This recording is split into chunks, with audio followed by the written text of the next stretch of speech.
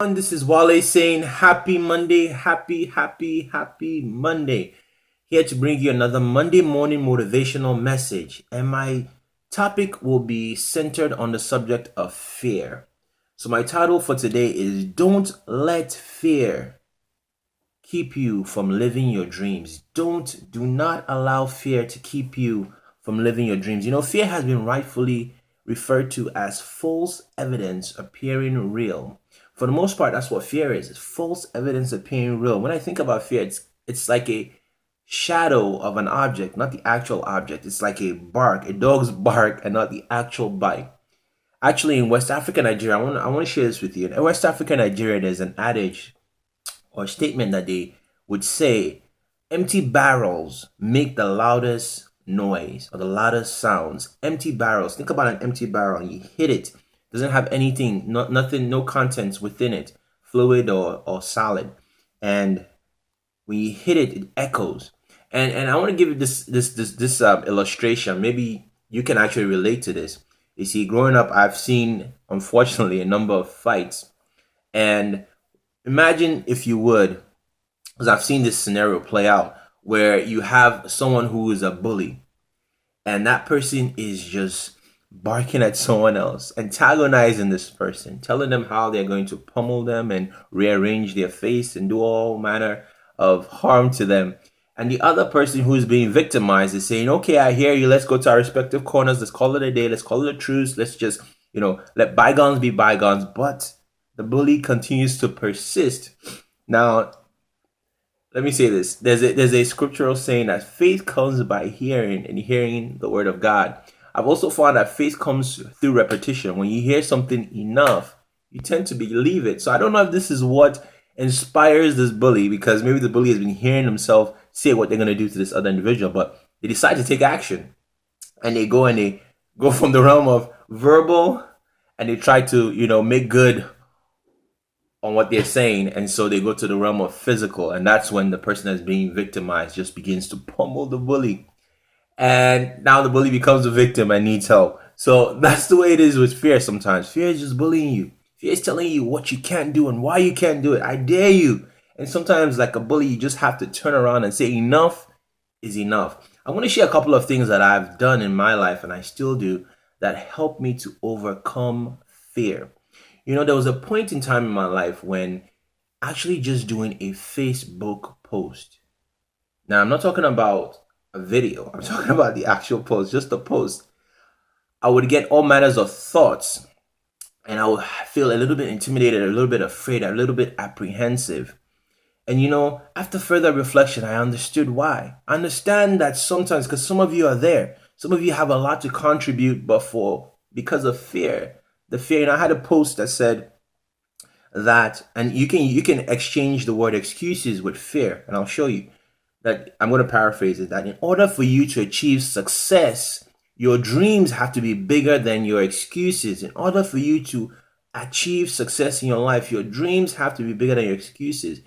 Exchange the word excuses with fear. In order for you to realize success, what you want, why you want it, your dreams, your aspirations have to be bigger than fear itself.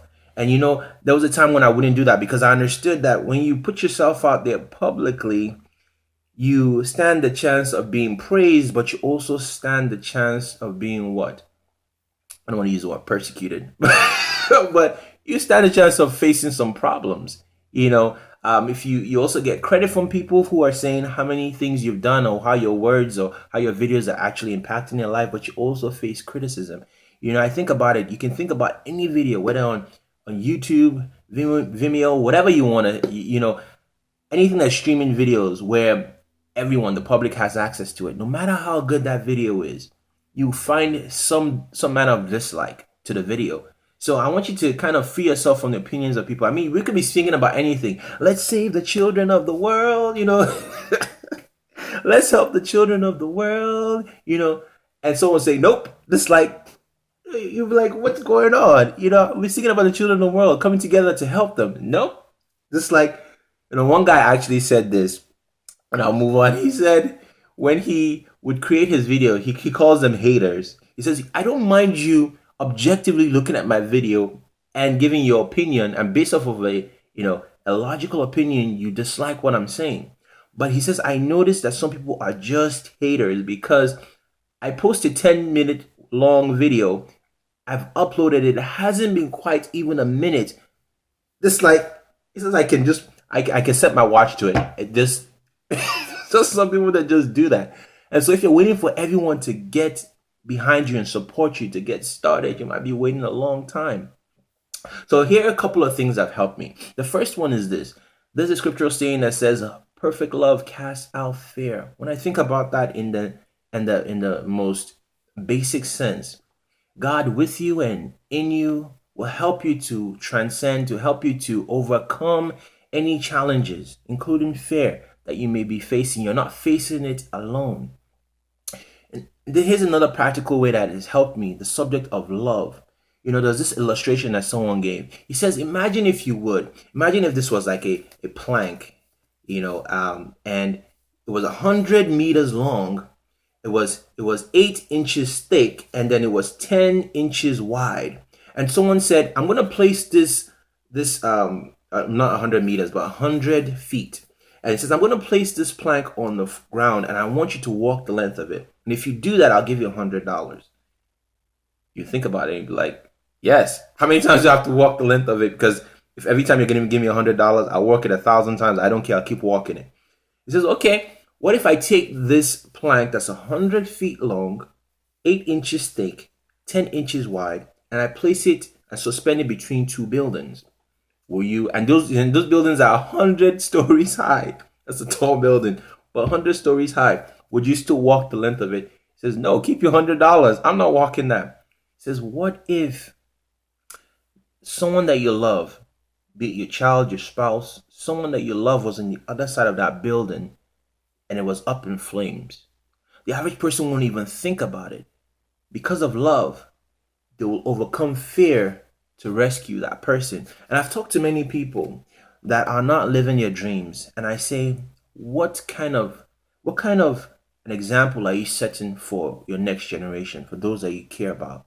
One thing that I've said is I would hate to have my child, someone that I care about, look at me and say, hey, Wally, is it possible? Hey, Dad, hey, Coach, hey, is it possible for me to live my dreams? And because I have no frame of reference, I can't with confidence say yes. In fact, I may be even sabotaging them because don't do that. It's too scary. Don't do that because I have no frame of reference to help them. Another way that love has helped me is when love is the object, when love is your inspiration, your motivation, what happens is it stops being about you. Even when I give my speeches, when I'm coaching my client, when your thoughts are inward, are turned inwards, they're self-centered.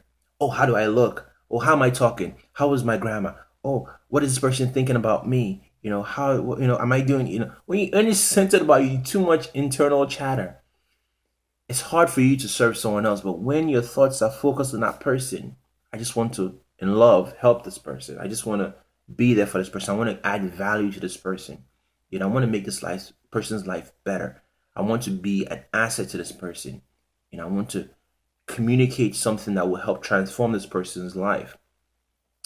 It helps to alleviate fear. It helps to eradicate fear. It drives out fear. Another thing, and I'll end with this. Another thing that's helped me is habits. Habits, what do I mean by that? I mean doing something. I talked about the bully. Doing something when fear is saying blah, blah, blah, blah. You can't do that. I have so many examples where I just had to do it. Like the Nike slogan, I just had to do it. I just had to do it.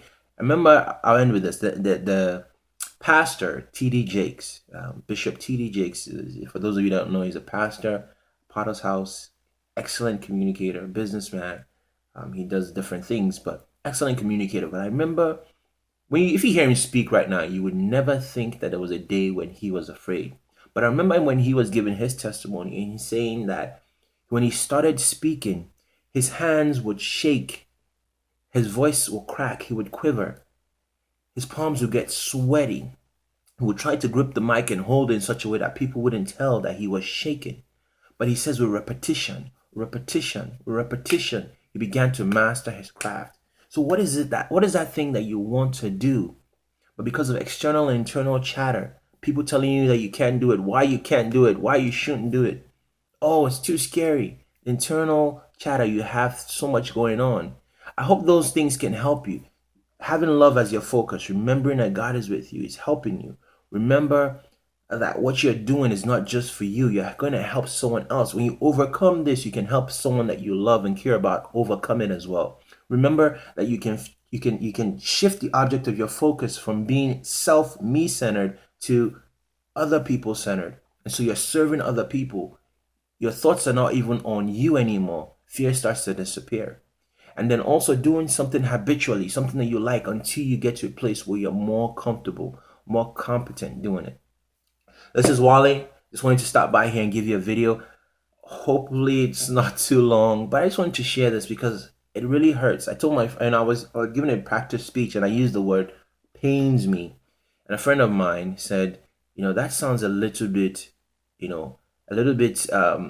hard of a word. That, are you being sincere? I said, yes, I'm being genuine. It pains me because I've been there. I've been there where I've been crippled by fear. When I wanted to live my dreams, I wanted to do things like what I'm doing right now, sharing my videos, going out there, starting a business, doing the things that I wanted to do, but fear kept telling me no. And some of you are there. So I'm hoping that this video will inform and inspire a lot of you to begin to go out there and live your dreams. Live full and die empty. This is Wale, life coach Disu, speaker, soon to be author. Just saying, have a happy Monday, and I'll talk to you all next week. God bless.